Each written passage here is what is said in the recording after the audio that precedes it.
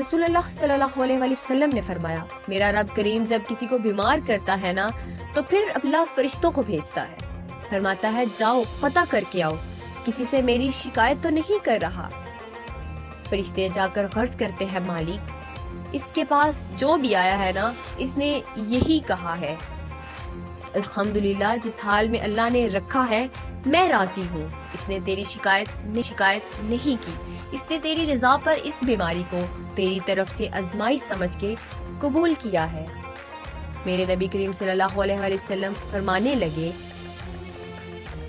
رب فرماتا ہے فرشتوں گواہ ہو جاؤ، اگر میں اسے اس بیماری سے شفا دوں گا تو جو اس کے پاس خون ہے اس سے بہتر خون اسے عطا کر دوں گا،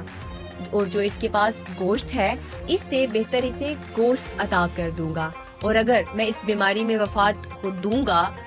تو پھر میں اسے جنت عطا کر دوں گا،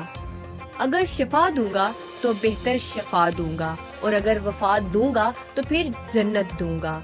جب آپ حوصلے کے ساتھ چیزوں کو قبول کرتے ہیں، جب آپ کی طبیعت کے اندر صبر جلتا ہے